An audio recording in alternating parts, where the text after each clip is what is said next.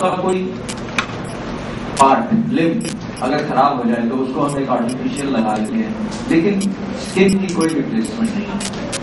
अगर हम उसको ठीक भी कर देते हैं तो फिर भी कुछ ना कुछ डिसफिगरमेंट रह ही जाते हैं। It can never be a normal thing. So burns is a curse, but acid burns is a bigger curse, because acid burns जो होते हैं वो और भी डीप इंजरी कॉज करते हैं। आप कुछ सर्वाइवर्स हमारे साथ हैं, अगर आप उनको देखेंगे तो I think you can very very appreciate this कि जो एसिड बर्न्स होते हैं उनके नुकसान और भी ज्यादा होते हैं as compare to normal burns. And second thing, जो भी अटैकर्स होते हैं उनका एम होता है डिसफिगर। किसी पर भी जब वो अटैक करते हैं तो वो कोशिश करते हैं डिसफिगर करना, तो वो उनके चेहरे की तरफ उनका ज्यादा ध्यान रहता है, तो उसको जो है ठीक करना मुश्किल होता है। और अगर किसी बॉडी पार्ट पे हो, कई बार हम उसको छुपा भी लेते हैं, उसका जो हम ठीक करते हैं तो उसको कवर किया जा सकता है, लेकिन फेस किसी का भी कवर करना बहुत मुश्किल है इस लाइफ में।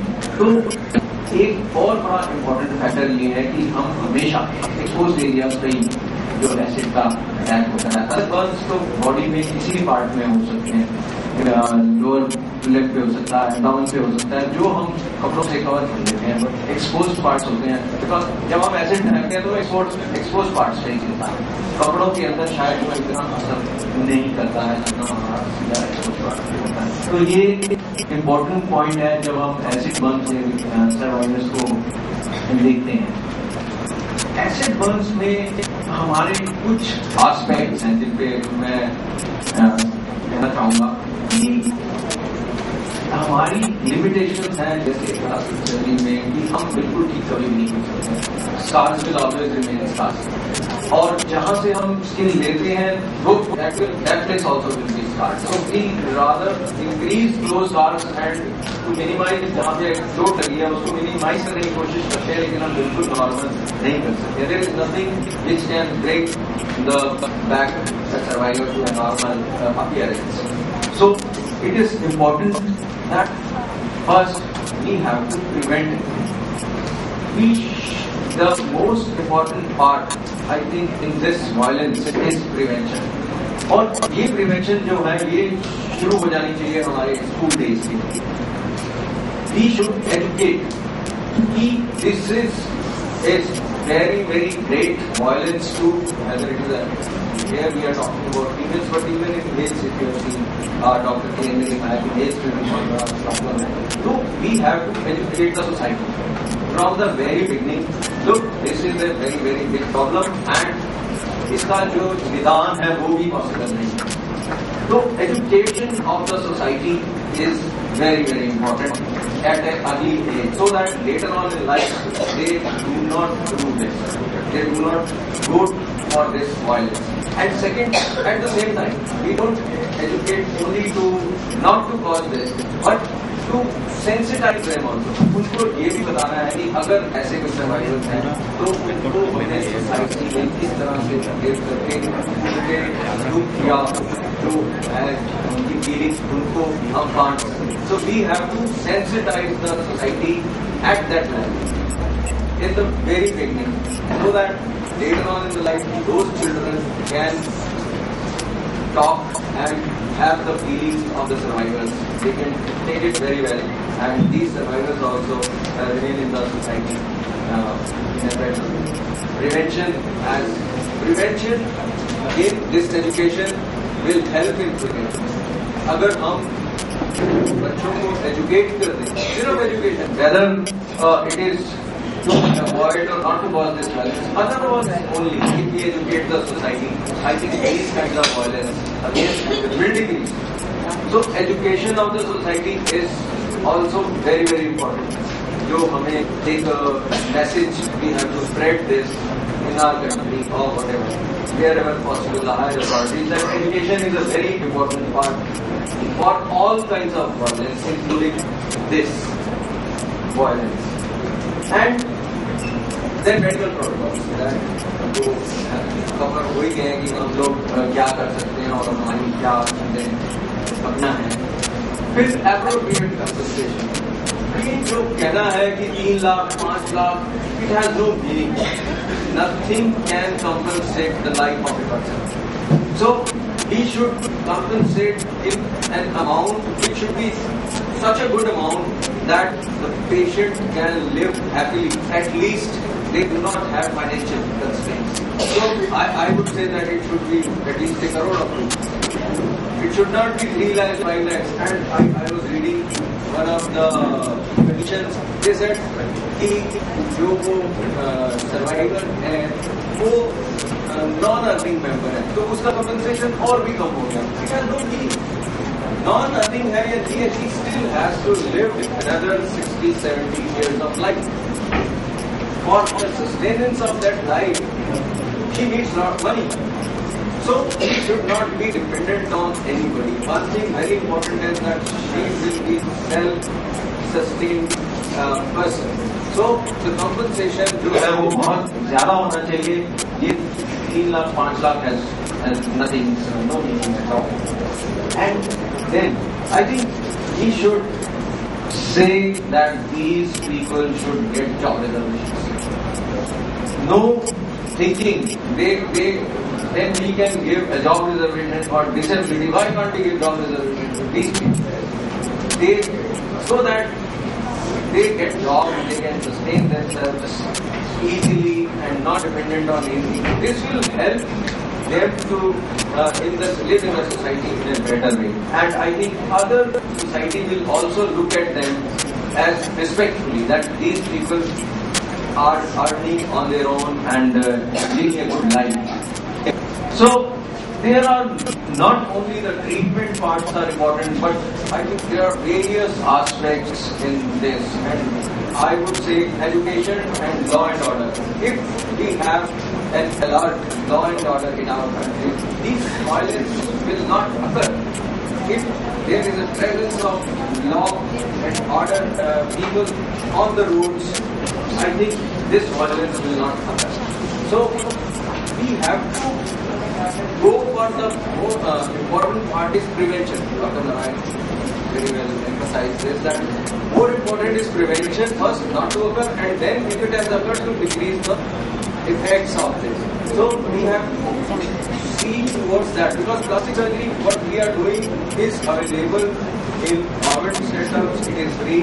That is a policy decision of the country. If they make it that whether they go to a private hospital, even there they will get it free. I think it should be done, but that is a policy decision at a very high level. We can recommend that this should be done wherever they go. It should be free, and any insurance or government will cover that cost, whatever it may be. Because these procedures are lengthy procedures, not simple procedures. They are repeated procedures. In a single go, it cannot be done. So, with these words, I think I'll stop here and go on to the interactive session. Thank you. The floor is open for discussion now for the panel. So, if anybody has questions, please.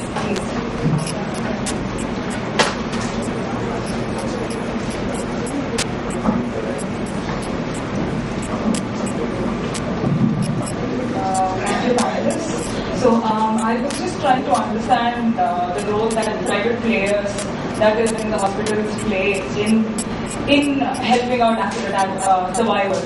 So my understanding of the panelists were that most of them are from the government, and sir is Government. Okay, Ram Manohar Lohia is the government hospital. So I'm trying to understand whether private players have a role to play, that's private hospitals, and if accident survivors can approach, what I've sort of understood from the narrations of the accident survivors is that they're immediately turned away from private players. So if the government can ensure, or at least there's a policy in place that these private players do it for free for the survivors but are subsidized by the government later, whether there's any policy in place already which the panelists are aware of, just for our knowledge. It is not at place at present. This is what I say. Look, the private is a private. It is a business. They can be a little considerate, they can charge less, but they will charge everything because they are there to earn money. But they will definitely be considerate. Government has to make a policy. Either these people should be insured. that the insurance will pay, or the government has to take the responsibility. But I don't think any private, or they make a policy that if such patients go to a private hospital, because plastic surgeons are available there, but this becomes a very costly affair. A single surgery may cost in lakhs. So government has to make a policy that if they go to private hospital, they will get this treatment free from the hospital side, but the government will pay. So we have to make a policy of that kind in future for the the question was what had come up earlier. Everybody cannot come to big hospitals. That district or उसमें and the government का नहीं है, then they would. I think another policy which can be made, which is very easy, that in all government hospitals, if such a survival reaches, the surgery should be done within months. This policy is not very difficult to implement. If we say this, that if they reach a government hospital, then they should get the surgery very fast. Normally, we have a queue of patients. I think we have patients waiting for 9 months, 1 year. We give them dates of we have started giving their dates for next year. So there is a long waiting list. Well, this policy can be made that if they reach a government hospital and then they should be done within a month or whatever, as early as possible, so that they don't have to run here and there. Yes, this should be done. And most district hospitals, the plastic surgeons are not usually available in the remote areas. Usually when we visited the district hospitals, not many district hospitals had plastic surgeons. So these kinds of specialized treatment may or may not be possible by the general surgeons who are doing other kinds of surgery. One question with the first presentation regarding the US. I come from CISA. It's an organization which has dealt with fact-finding around 90 cases in Karnataka. So we found that that there is no class or caste or religion bar for violence. So when you were presenting, I think you said that the violence, the acid throwing is perpetrated mostly by uneducated and the lower middle class people. So would like to know how you arrived at that finding. No, मैंने बताया क्योंकि जो मेरे पास literature है, internet पे जो literature available है, उसमें ये भी बताता है कि ज़्यादातर कम पढ़े लिखे लोग और कम आय वर्ग वाले लोग वो इसका ज़्यादा इस्तेमाल करते हैं. Why are you asking this question? Have you ever come across ऐसे rich या educated? हाँ, मैं बोल रही थी. Have you come across such an incident? Yes, we have done. That's what I was trying to say. I said that first. मैं क्या बोल रही थी कि 90 cases we have done fact finding in Karnataka and we found that there is we cannot specify that there is class or caste or religion. It cuts across all. Class means जो uneducated class, uneducated. मैंने cast और education की बात ही नहीं करी थी. मैंने ये कहा था कि निम्न स्तर, आर्थिक स्तर, low socio economic background and low education. तो low economic means class. And the education also class. Actually हम लोग में बड़ी एजुकेशन हुए लोग भी ये परपेट्रेटर हैं.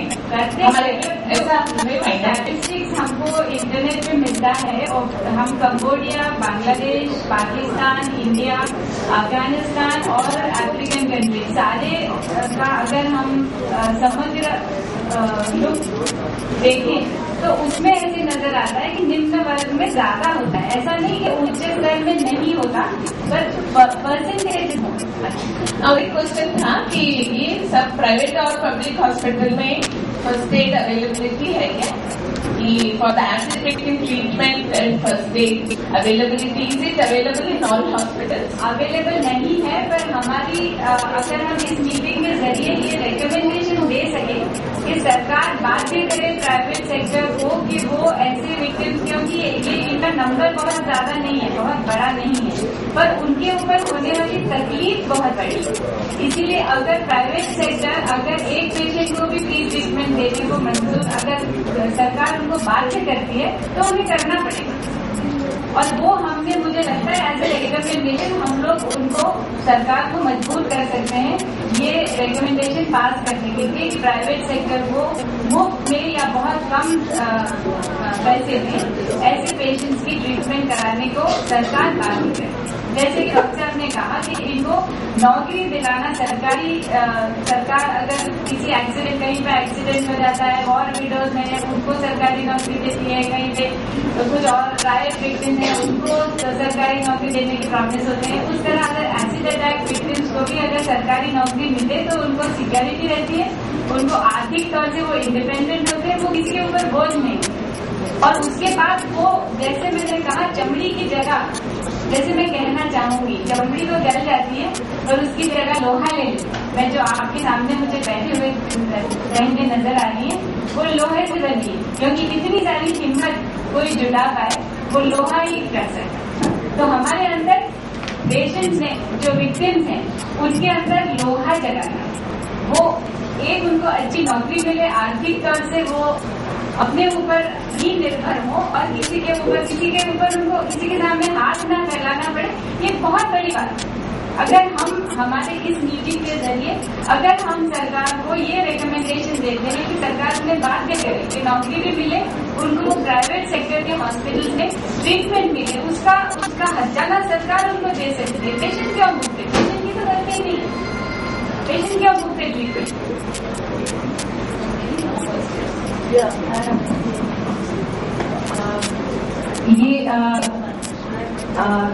दो चीजें शेयर करना चाह रही थी। एक प्राइवेट हॉस्पिटल के साथ का एक्सपीरियंस है और एक गवर्नमेंट हॉस्पिटल के साथ का एक्सपीरियंस है। पटना में चंचल का केस हम लोग जब चंचल के माता पिता उसको एक प्राइवेट हॉस्पिटल में लेके गए उन्होंने मना कर दिया, ये पहला एक्सपीरियंस।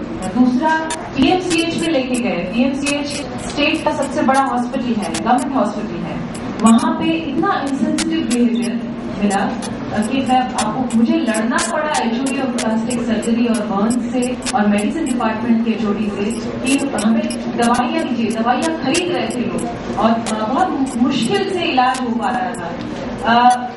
और तीसरा एक्सपीरियंस था मेरा सफदरजंग हॉस्पिटल का, जहाँ पे हमें बहुत ही वार्म वेलकम मिला था, लोगों ने हमारी पूरी बात सुनी थी, चंचल का केस को बहुत साइंटिफिकली स्टडी किया था और उसके ऊपर इलाज की प्रक्रिया शुरू की थी। बहुत बिजी शेड्यूल होते हुए भी हमारे लगातार प्रयासों से बहुत छोटे छोटे डेट्स हमें मिले थे और लगातार लगभग 4-5 सर्जरी डॉक्टर की ने और उनके साथियों ने मिलकर डॉक्टर्स ने की थी। तीनों एक्सपीरियंसेस हैं। एक जो आप कह रहे थे कि बिल्कुल मुझे लगता है कि उस सर्वाइवर के आसपास जो भी हॉस्पिटल है जिसके पास ये फैसिलिटीज है वो हॉस्पिटल को उसको जरूर से ये कंपल्सन होना चाहिए कि वो हॉस्पिटल जल्द से जल्द सर्वाइवर को पूरा ट्रीटमेंट फ्री ऑफ कॉस्ट दे। लेकिन दूसरी तरफ जो सेंसिटाइजेशन नहीं है गवर्नमेंट के सेक्टर में, एक तरफ हमें बहुत सेंसिटाइजेशन मिला। Seriously, I was just overwhelmed by that kind of a sensitization and the way they took the patients. I really salute to Safdarjung doctors. लेकिन जो PMCH में ट्रीटमेंट मिला वो एकदम अपोजिट था, भयानक था, कास्ट बेस्ड अब्यूज किया गया था, ट्रीटमेंट नहीं था, एक तरफ मेडिसिन नहीं थे, एक तरफ बच्ची को रख करके रात के 12 बजे लोग पहुंचे थे, सुबह की 6 बजे तक इलाज शुरू हुआ था। कोई डॉक्टर नहीं था ऑन ड्यूटी और एक डॉक्टर जूनियर डॉक्टर था वो मच्छरदानी में सोया हुआ। तो हम लोग जो वहाँ पे लड़ रहे हैं, जमीनी स्तर पे लड़ रहे हैं, काफी परेशानियां फेस करते हैं। लेकिन कहीं ना कहीं मुझे लगता है कि हॉस्पिटल्स में भी इस विषय में एक सेंसिटाइजेशन की जरूरत है। गवर्नमेंट को भी डॉक्टर्स के साथ में और खास करके हेल्थ डिपार्टमेंट्स को अपने पूरे नीचे से ऊपर तक पूरे जो सिस्टम में एक सेंसिटाइजेशन, एक अवेयरनेस डॉक्टर्स में भी, और not only doctors, the staff है ना, नर्सिंग स्टाफ है और भी स्टाफ है, उनके बीच में भी करने की जरूरत है। इतना पूरी तरह से ट्रीट करते हैं ना कि चंचल को तो ये कहा गया था कि तुमको तुमको जितना ट्रीटमेंट मिला काफी है, तुम दलित होकर के तुमको इतना ट्रीटमेंट मिला भी, समझ लो भाग्य है तुम्हारा। भयानक चीजों में और उल्टा सीधा बोल करके कि हाँ हो गया, हम इससे ज्यादा ट्रीट नहीं कर सकते हैं, जाओ हमें, इस शब्दों में ट्रीट किया गया था और मेरे सामने किया गया था, मुझे बहुत खराब लगा था। मुझे आई होप कि ये सेंसिटाइजेशन हमारे गवर्नमेंट हॉस्पिटल्स में, not only government hospitals, private hospitals में भी हो, क्योंकि प्राइवेट हॉस्पिटल्स आपने सही कहा कि बिजनेस कर रहे हैं, लेकिन उनका भी तो कॉर्पोरेट एक सोशल रिस्पॉन्सिबिलिटी बनती है और हमारा हक बनता है। So thank you very much for being here and being good doctors actually. Anybody else? I just want to ask one question, that what would be your recommendation to the government to ensure, because most of the survivors who come here said that they were taken to the hospital but they had to wait 24 hours, 48 hours. So what would be your recommendation to ensure that when they are brought to the hospital, immediate treatment is given? You're talking at the time of acute injury, or you're talking At the time when they are brought in? At the time of injury. Acute injury you're talking? Yeah. I don't think anybody has to wait. The moment patient reaches here, doctors on duty, they handle the patient immediately. It does not take even 10 minutes to attend to a patient in Delhi at least. We can't say anything about outside. But if you visit any of our hospitals, because there are 24 hours doctors on duty who are looking after these not the patients, any patients. We have cancer in the past, and after that was red Yeah, it's not my question actually. Like we're talking about the free treatment in the hospital, but there are other costs that involved into the entire thing. Like I am from Assam, and this is the first case of accident in Assam, and we have to wait for a long time to bring Nirupama to Delhi because there's no support for travel, there's no support for the attendants to stay in Delhi. Where to stay? These are all the questions come into that. So I'm just thinking, can we also promote the government to at least to give like a free travel tickets for the patients and the attendants, because for the cancer patient, I know they give the free travel tickets for the patient and the one attendant to go to Mumbai from Assam. So these kind of things we can propose actually, at least in a Rajdhani or where they can come and reach early in Delhi. Like, and also in hospitals also there are some facilities can be provided for the attendants to stay within the campus in a subsidized rate, or I don't know, but in government hospitals there must be some facilities for that. So it is very important, and otherwise these will be delayed, and in these cases already delayed. इसका बाद में reply करना होगा कि क्या treatment जहाँ पे survivor हो उनकी निकट होनी चाहिए कि उनको दिल्ली आना चाहिए, जहाँ पे पहले 9 मंथ का वेटिंग पीरियड है। तो इस सब में इसका क्या नहीं कहना चाहिए। एक डॉक्टर जी ने बोला था कि एसिड का बंद करने का वो विचार नहीं करते थे। अभी और डॉक्टर से भी ये पूछना है, because one of the demands coming up from the group in the morning today they say that acid sales का stopping का है। तो मतलब ये 2-3 बहुत क्रूशियल मुद्दे हैं, बिकॉज इसके ऊपर इस सेशन का जो रिकमेंडेशन होगा वो आगे के लिए बहुत इम्पोर्टेंट होगा। सकीना, और क्वेश्चन है कि मैं चंदा से बोलूँ? और क्वेश्चन है कोई जल्दी बोलने की बात। अच्छा, ओके। तो अभी हम चंचल से रिक्वेस्ट करते हैं। चंचल का मॉर्निंग में भी वो थोड़ा शेयर किया था, और डॉक्टर उनके आप इनके डॉक्टर है तो मेरे ख्याल से आपको ज़्यादा इससे करके बेहतर से। अच्छा, ओके बेटे,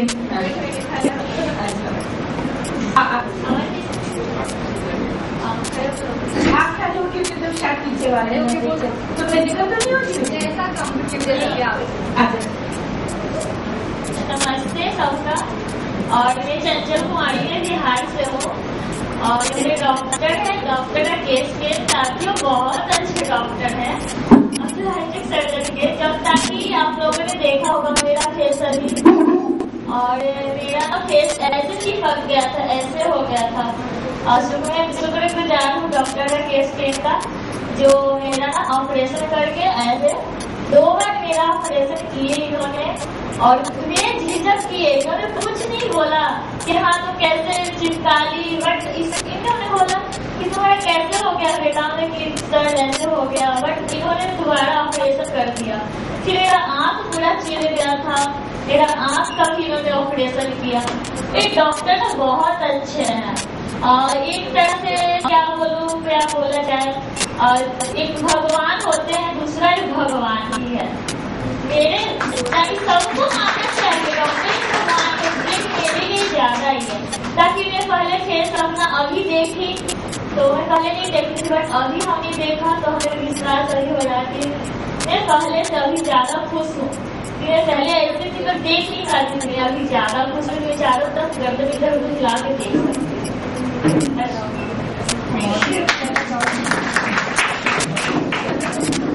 और मेरा तो ऐसे हुआ, मैं अभी संघर्ष कर रही हूँ, और मैं अभी और आगे बढ़ना चाहती हूँ, कुछ करना चाहती हूँ। मेरे साथ एक हो चुका तो मैं पीछे वाला कुछ याद नहीं करना चाहती हूँ, और आप लोग को भी करना चाहती हूँ कि आप लोग फाइटर हैं, और आप लोग हिम्मत मत हारिए। मैं आप लोग से छोटी ही हूँ, बट मैं अपना हिम्मत नहीं हारी हूँ, मैं अपना हिम्मत बना के रखती हूँ। मेरा अभी हौसला है आगे बढ़ने का, मैं आगे बढ़ूंगी।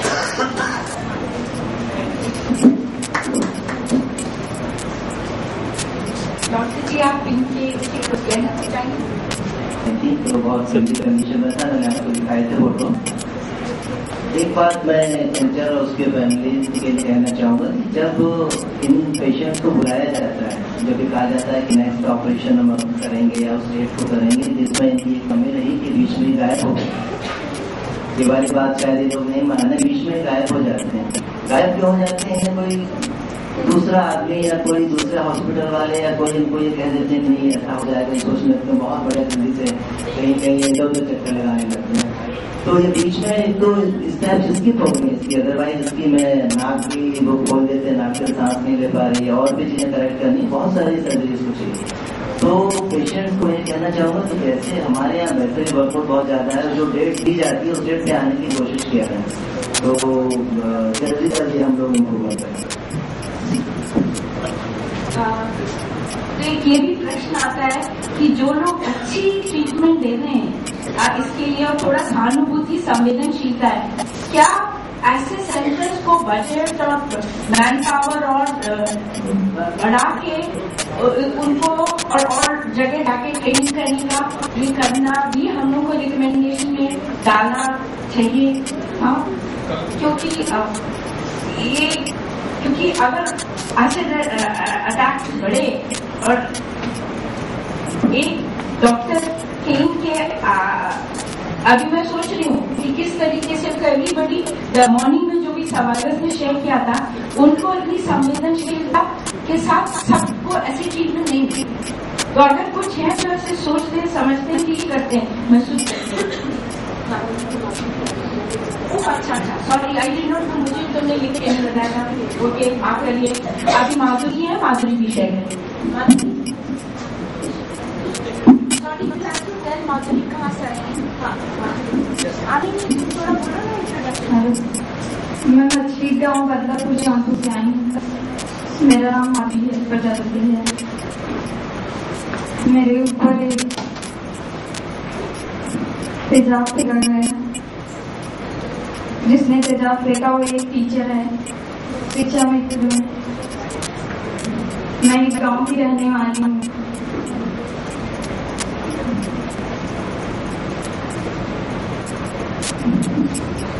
मुझे थोड़ा डर सा लग रहा है, मैंने कभी बात नहीं की है,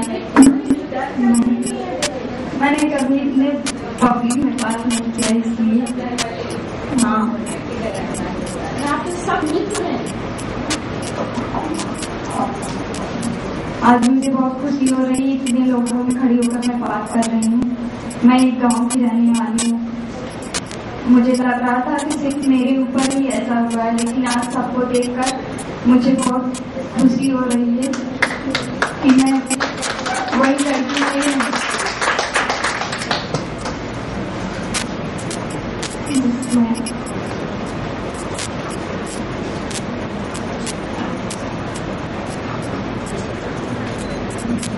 मुझसे शादी करने के लिए कर रहा था लड़का। मैंने मना करने पर मेरी को धराई थी 7 नवंबर को। जब मैं सोई हुई थी, मेरे पास घर नहीं है, मैं एक गरीब बाप की बेटी हूँ और खिड़की पे पर्दा लगा हुआ था, खिड़की टूट गई थी और मैं मेहंदी लगाकर सो रही थी। उसने पर्दा उठाकर फेंक दिया। फिर जाओ,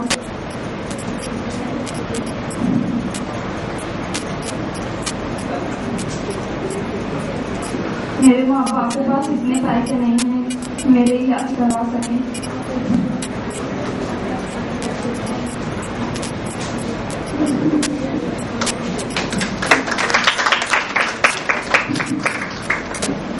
बहुत बहुत शुक्रिया।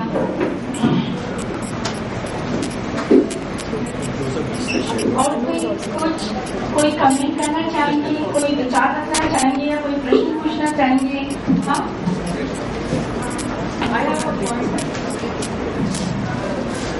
I'm Shailendra. First of all, I would like to thank you all the panelists, especially the male doctors, because this morning we have been listening only to women. और most of the time होता भी यही है कि when we are speaking on women issues, the audience is also the women and the speakers are also the women. So I would love कि male participation ज़्यादा हो जाए because it is they who are the perpetrators. They need to be sensitized. So my point is because since morning we have been listening to such testimony. तो sir वहाँ पे चीज आ गई कि जो ignorance at the part of first aid है, what steps should be taken immediately to avoid the impact of acid burning. तो sir because you said कि सबसे जो hospital है वहाँ आपका बड़ा unit है, huge influx of such cases है.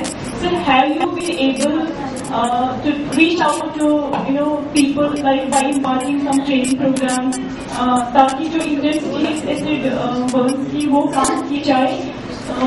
ऐसे कोई प्रोग्राम्स या ट्रेनिंग प्रोग्राम्स आप लोगों ने ऐसे आज तक कोई ऑर्गेनाइज किए हैं इन योर ओन कैपेसिटी?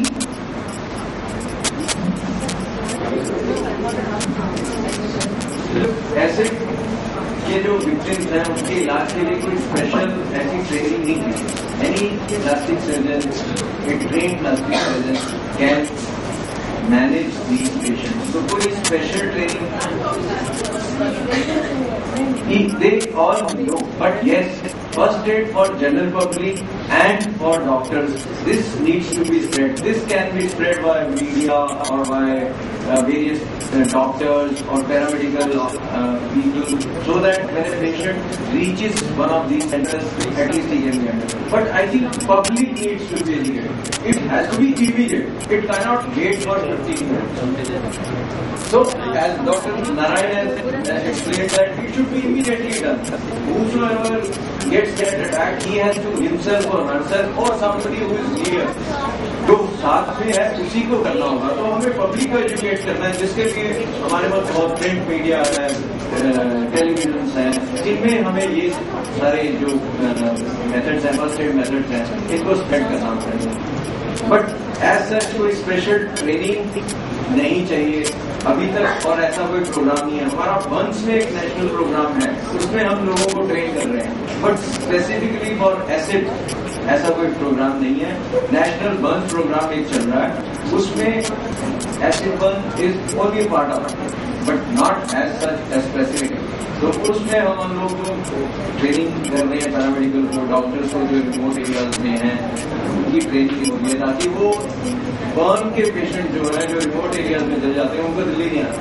अभी हमारे पास इतने सारे मरीज आते हैं कि वही है, हमारे को बहुत पेशेंट्स को वेट करना पड़ता है। तो हम हर मेडिकल कॉलेज, अभी जो प्रोग्राम है उसमें हर मेडिकल 60 मेडिकल कॉलेजेस में बर्न सेंटर खोलने का है, तो वहाँ इन लोगों का भी इलाज है साथ साथ में। प्लास्टिक सर्जन होंगे तो वो एसिड बर्न्स को भी ट्रीट करेंगे ही। तो इन another 3-4 years in this 5-year program we'll have 60 more burn centers in the country where plastic surgeons will be there to handle. Sensitive संवेदनशील Well, most of the plastic surgeons are sensitive unless they are in practice.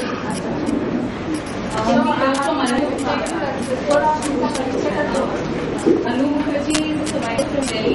She want to introduce herself.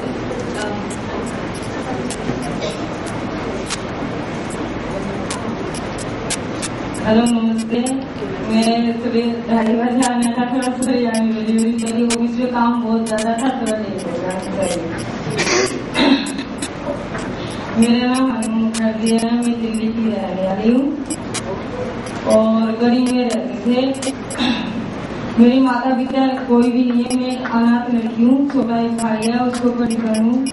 जब मेरा भाई 13 पिता की death हो गई car accident में, जब मेरा भाई 13 साल का था, जब मेरे साथ एक घटना हुआ था। मैं होटल में, राजपूत होटल में बार डांसर था, डांस करते थे। भाई को पालने के लिए माता पिता जब चला गया तो मेरे ऊपर जिम्मेदारी आ गया। जिम्मेदारी आने के कारण कि मुझे अपना भाई को पढ़ा लिखा था, कुछ बड़ा आदमी बनाना था कि भाई पढ़ेगा लिखेगा फिर बनेगा, जो भी तो बहन का जीवन संभालेगा। मैंने यही सोचा था। मैं अपना थोड़ी बहुत पढ़ी लिखी हूँ, ज्यादा पढ़ी नहीं, 10वीं पढ़ाई करके पढ़ाई छोड़ दिया माँ बाप धारण करके कारण। फिर मेरी भाई को देखते मैं एक होटल में, मेरे को डांस करने का बहुत शौक था। जो डांस करने शौक था तो मैं राजपूत होटल है, वहाँ पे डांस करते था। वहाँ पे एक लड़की है मीना खान, जो उससे मेरी दोस्ती हुई है। दोस्ती हुई तो सुंदरता कहता, सुंदरता भी बहुत बुरा हो जाते हैं। तो सुंदरता बस रहती तो परमात्मा बनाते हैं, इंसान किसी को बना नहीं सकते। सुंदरता देखते और मेरा काला को देखते एक लड़की आशा और ईशा करने लगता है, जो मेरी दोस्त बनी मेरा का। तो रोज कहती है मुझे ये मदद करो, वो मदद करो। तो मैंने जो लड़की उसको मदद भी करी, वो लड़की नहीं बनी। तो मुझे तो अपना इतना पढ़ी लिखी नहीं, 10वीं करके सोची मुझे अपना गुजारा करना था कि मेरा भाई बहुत छोटा था, माता पिता का कहा नहीं, एक अनाथ लड़की हूँ और कोई मेरा है ही नहीं। तो मैं 2004 में 19 दिसंबर को घर से जब बाहर निकलती हूँ, 10 कदम आगे जाती हूँ, उसे 1 महीना पहले वो लड़की मुझे धमकी देता है, तू अगर राजपूत होकर छोड़ दे, नहीं तो तेरे ऊपर मैं इंतजार डाल दूंगी। तो मैं नजदीक के थाना जाती हूँ, राजपूत नगर उमर कदर थाना। वहाँ जाके मैं अपने दोस्तों को पूछा मुझे धमकी दिए क्या करना चाहिए। उन्हें बोला तुम जाके FIR लिखा दो। मैं राजपूत थाना में FIR गई, पुलिस वाला ने तो मुझे 2 घंटा तक बैठा के रखा। जब जाके पूछा क्या हुआ तो मैंने बोला मेरे को धमकी आया, उस लड़की का आवाज देख करके मुझे खतरा है, मेरे आगे पीछे कोई है नहीं, मेरे FIR लिखिएगा, ऐसे बात है। पुलिस वाला शाम को FIR लेके मैं चली गई थाने में, रिपोर्ट लिखा के। शाम को होटल वाला पुलिस आके फिर हमारी राजी जमा करा दी उस लड़की से। मेरा होटल के मालिक ने बोला कोई बात नहीं, पहली बार आ रही हूँ, माफ कर दो बेटा। तो मैंने बोला चलो कोई बात नहीं, मैंने लापरवाही हो गई।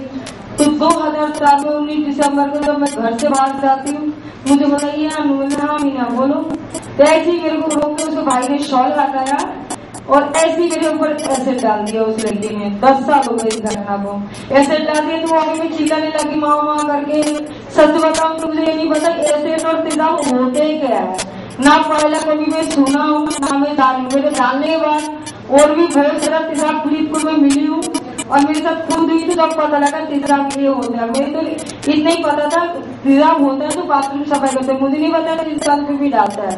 जब मेरे पे डाला तो मुझे जब पता लगा, मैं तड़पती हुई तो गले की दाल लगा, किसी ने पानी डाला तो किसी ने मेरे ऊपर दूध डाला। पूरा शरीर में तेजाब से झुलस गई, आंखों का रोशनी मेरी उसी का भी चला गया, खत्म हो गया, पूरा पेट जल के एकदम हो गया। तो 3 लड़का ने मुझे लेके अपोलो हॉस्पिटल पहुंचा। तो अपोलो हॉस्पिटल पहुंचा तो मीडिया वाले पुलिस वाला आ गया लाजपत थाने का। उन्होंने बोला क्या हुआ, फिर एम्बुलेंस बुला लिया। तो कहा तुम्हारा घर में कौन कौन है, मेरा भाई है। भाई गया था, दूसरे भाई को फोन करके हॉस्पिटल में बुलाया गया और मीडिया वाले से किसी से मेरा बात करनी थी। मुझे FIR कर दिया, एम्स में भेज दिया। तो अभी पहली बार जब मैं गई तो मैंने नाक पे कान की बाली और मेरा नाक में बाली पहन रखा था। डॉक्टर इतना तेज, एक हाथ में तो डॉक्टर का गिलास है और एक हाथ से मुझे छाती दबा रहा है डॉक्टर। तो मैंने डॉक्टर साहब ये क्या कर रहे हैं आप कह रहे तुझे इलाज कराना है नहीं कराना। मैंने कहा इलाज ही कराना नहीं तो मैं किस लिए आई। एक तो लेकिन तड़प रही है, एक तो दर्द इतना हो रही है और एक कर रहा है डॉक्टर। मैंने डॉक्टर को एक बार 2 बार कहा, डॉक्टर ने नहीं माना, कह रहा तुझे इलाज कराना है नहीं तो ऐसे जा। तो मैंने कहा मेरे अफसोस इलाज ही कराना है डॉक्टर साहब, वो नहीं माना, एक बार 2 बार नहीं माना। मेरे को बहुत गुस्सा आया, फिर मैं डॉक्टर को बहुत तेज लात मारी हूँ, गुस्सा आया था मुझे लात मारी हूँ। तो लात मारने का फिर 2-3 लेडीज और जेंट्स भागा ही किया हुआ था। मैंने फिर डॉक्टर का कर्तव्य बताया, भाई ऐसे ऐसे बात है, मुझे डॉक्टर से इलाज नहीं कराना। तो कह रहा था, फिर एक लेडीज और एक डॉक्टर आए, उसने मेरे को क्लास से मेरे नाक का नाचने काट के और कान का सारे बाली या धागा टाइप होता है जो कान में पेड़ने का, तो वो काट के निकाला।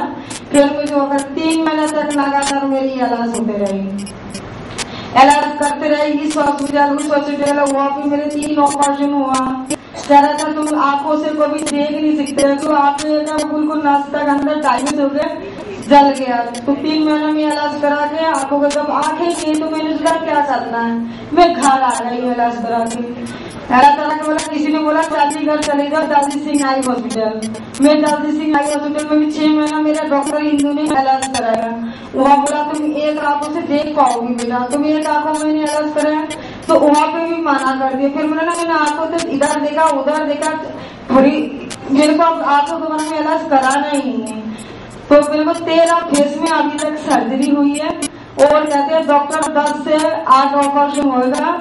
फेस को ठीक करने के लिए आंखों की रोशनी तो पूरा जा चुका है, कोई देख नहीं पाऊंगी।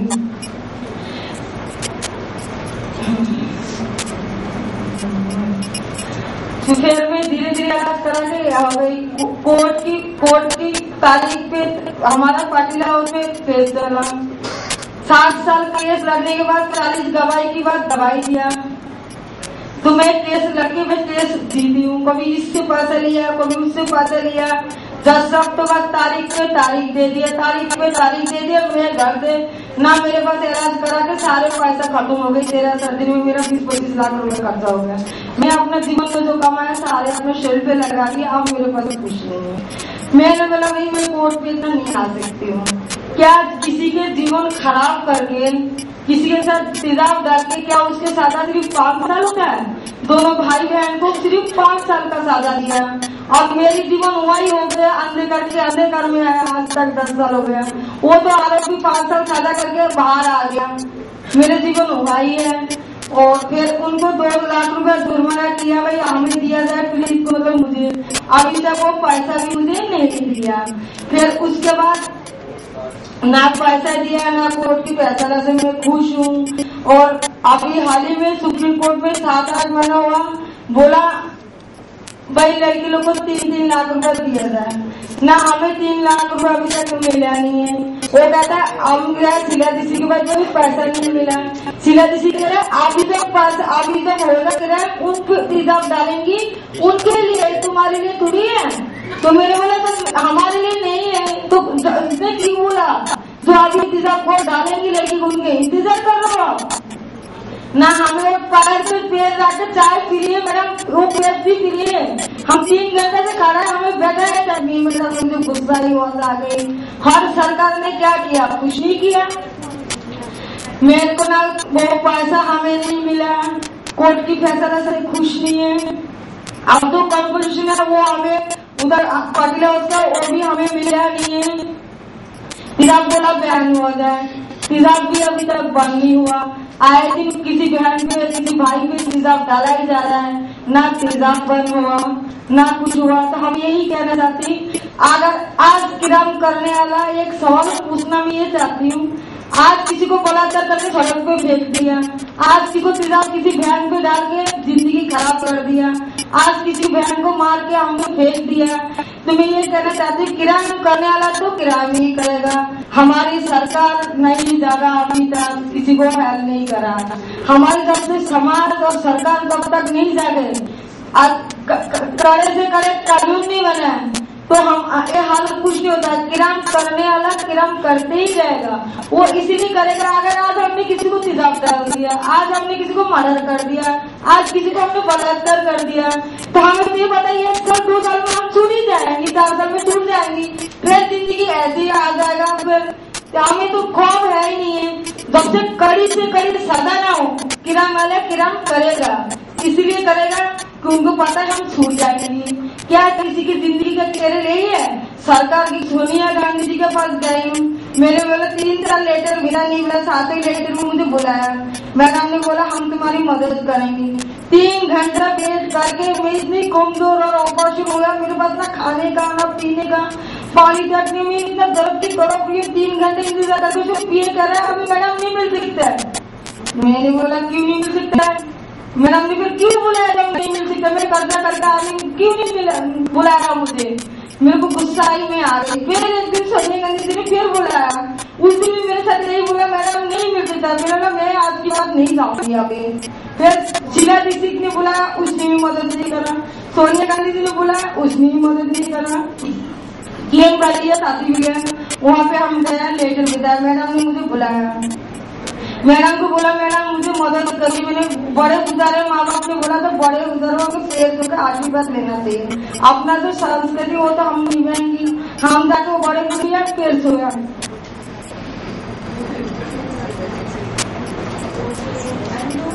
बहुत बहुत शुक्रिया।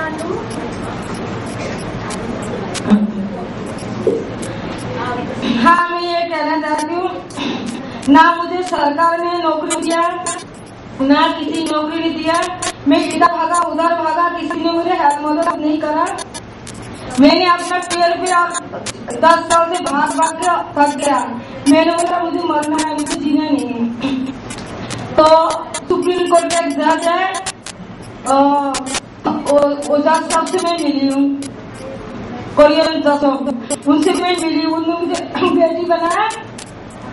तो बेटी बनाने के कारण मैंने बोला तुम्हें क्या चाहिए? तो मैंने कहा मुझे नौकरी चाहिए, नहीं तो मैं अपना जीवन खत्म कर दूंगी। मेरे पास ना घर है, ना कमाने का कोई खाने का रास्ता है, मैं क्या करूँ जी के? मैं कुछ नहीं करूँगी, पोस्ट बन के जीना नहीं चाहती। उसने बोला ठीक है। फिर उसने दुनिया उसने मुझे गवर्नमेंट जॉब दे दिया। अब मैं नौकरी करती हूँ सुप्रीम कोर्ट में, नौकरी से आ रही मैं, वहाँ पे मुझे अभी हाल ही में नौकरी दिया।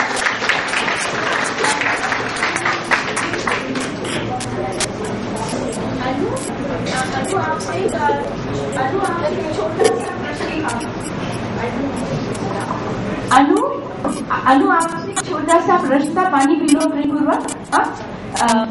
वो ये था, आपने ये वर्ड अबॉर्शन यूज किया 8 बार के बाद।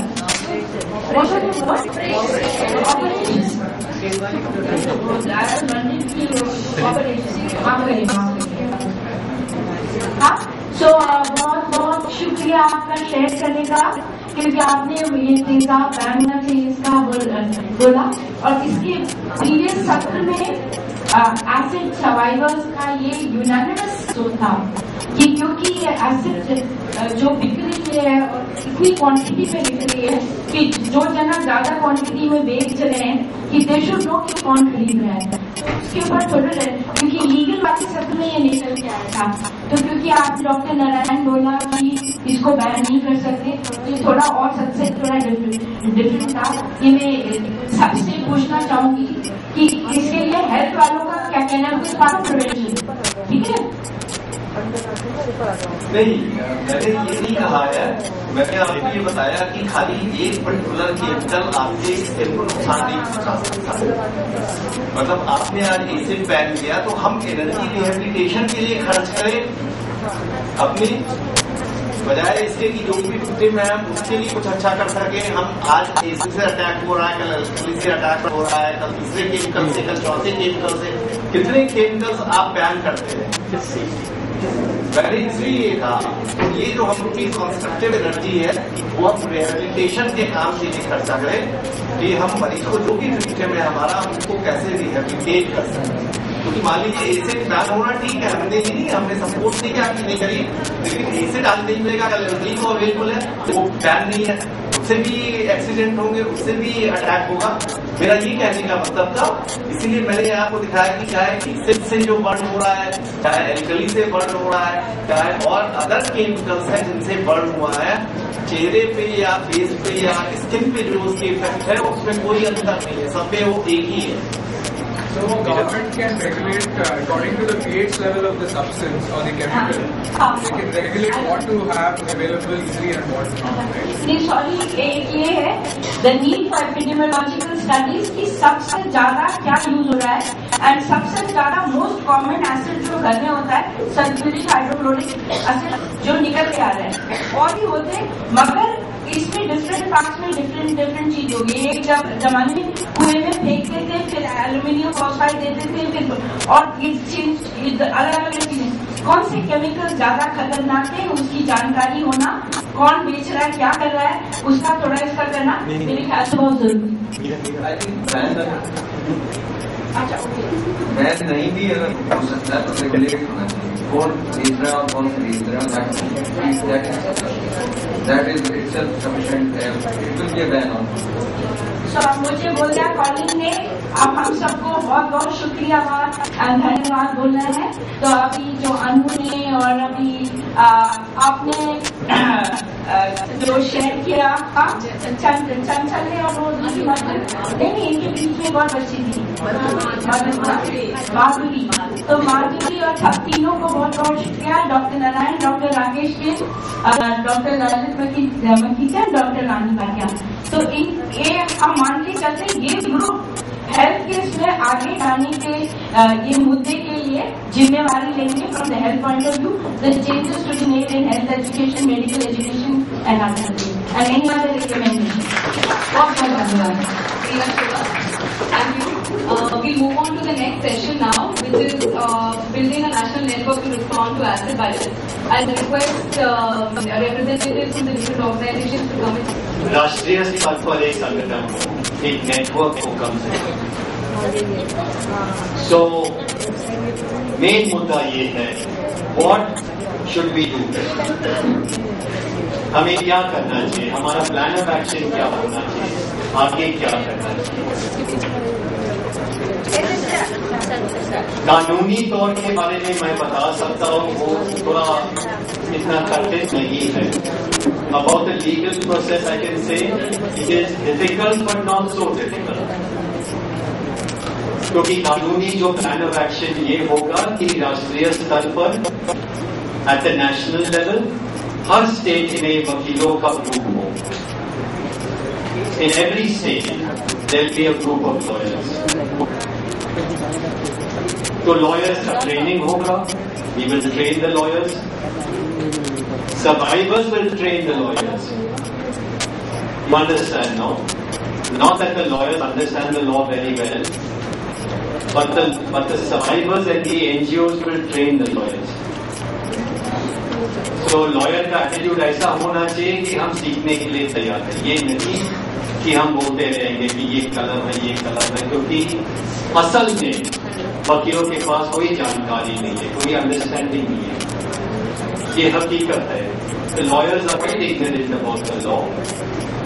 Lawyers are quite ignorant about how to do cases. So if they are willing to learn from the survivors and the NGOs, then those lawyers will improve and get to be good. So we will set up legal network. ये भी होगा कि हमारा draft, petition का draft वगैरह, every petition draft we will put on the website so you can see. We have got in HRLN, I think we must have some 10 petitions, maybe 10 petitions. So we put them on the website so that everybody can see कि drafting कैसे किया जा सकता। वकीलों का meeting regularly रखेगा, जैसे कि मेन स्टेज में जहाँ पे ये हो रहा है उस स्टेज में मीटिंग रखना, एक दिन का मीटिंग रखना, छोटा मीटिंग रखना, ट्रेनिंग करना और जनहित याचिका करना, इंडिविजुअल केसेस करना, क्रिमिनल केसेस। तो लीगल स्तर पर मैं जहां तक मैं समझ सकता हूँ, लीगल लेवल पर थोड़ा कंट्रोल आएगा, थोड़ा कर पाएंगे हम लोग, ताकि लोगों का लीगल जो फाउंडेशन है वो मजबूत, legal cases will be strong, that we can try. लेकिन इससे आगे क्या एनजीओ जो एसिड अटैक सर्वाइवर्स के बारे में काम करते हैं, कुछ नेशनल लेवल पर कुछ किया जा सकता है? I just want to show 2 minutes before I take question answers. Yes, ये सुझाव है, I don't want to go to detail कि कॉम्पनसेशन इतना होना चाहिए, ट्रीटमेंट ऐसा होना चाहिए। मेन मुद्दा ये था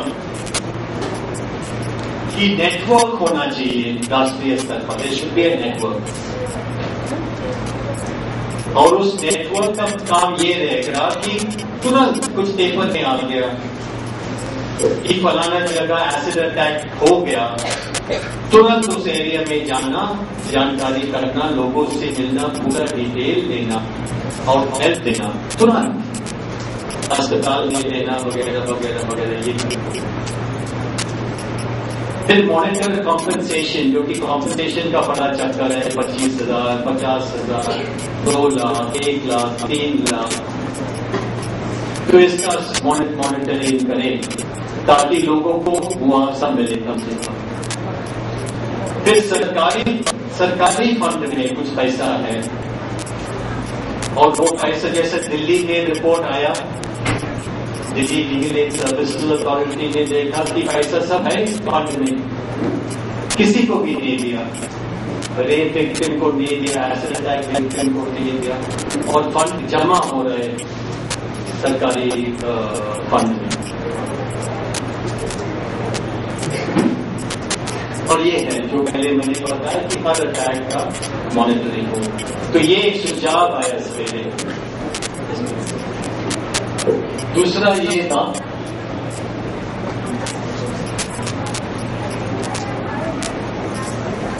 हाँ 160, मतलब जज के सामने रिकॉर्डिंग करें स्टेटमेंट, सर्वाइवर का स्टेटमेंट, फिर एक बुकलेट या कुछ ऐसा पर्चा होना चाहिए। मेरे ख्याल से शायद कर्नाटका में होगा, एक ऐसा होना चाहिए कि इमरजेंसी में क्या किया जाए, अटैक हो गया तो medical first aid, medical treatment वगैरह वगैरह क्या करना चाहिए, ऐसा पब्लिश करके सभी को बताए।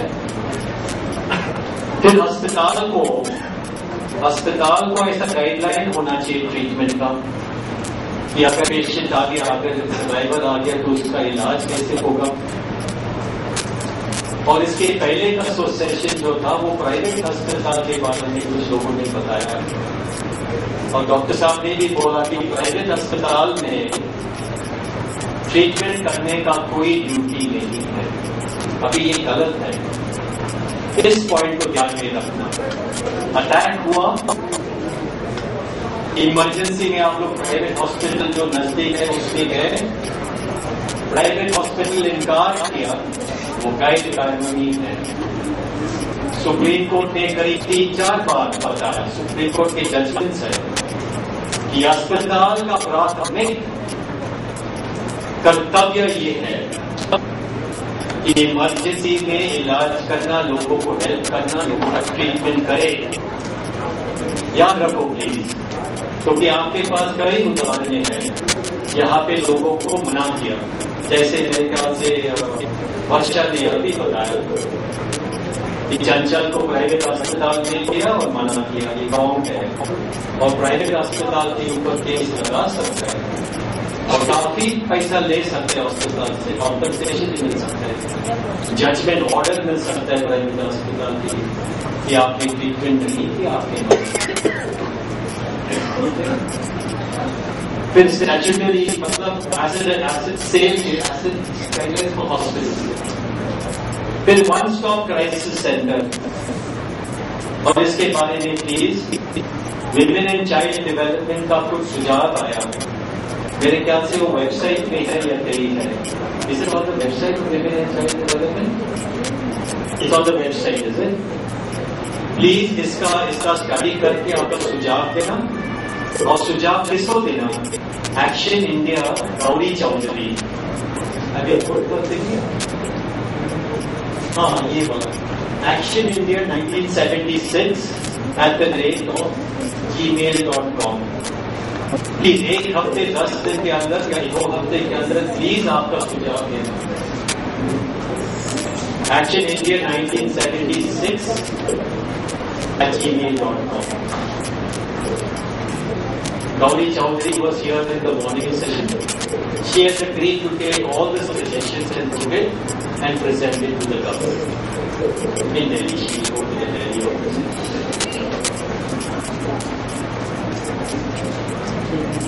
And counseling का बड़ा चक्कर है।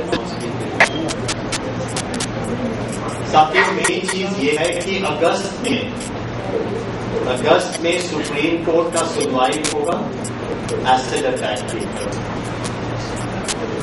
और उस केस में आपने आज जो बताया पूरा डिटेल में विस्तार से सुप्रीम कोर्ट के सामने पेश किया जाएगा। मैंने पूरा सुझाव इसमें नहीं लिखा क्योंकि अभी तक अधूरा है हमारा नोट्स लेने में। Okay, establish protocols to push for reform. अच्छा, reservation जैसे डिसेबिलिटी कोटा है वैसे पॉवर्टी कोटा भी होना चाहिए। रिहैबिलिटेशन का मतलब क्या है? सुबह किसी ने बताया कि रिहैबिलिटेशन का मतलब ये है कि जो स्थिति थी उसमें आना चाहिए, लेकिन एक्चुअली सुप्रीम कोर्ट के जजमेंट अनुसार रिहैबिलिटेशन का मतलब ये है कि जो स्थिति थी उससे कई गुना आगे जाना।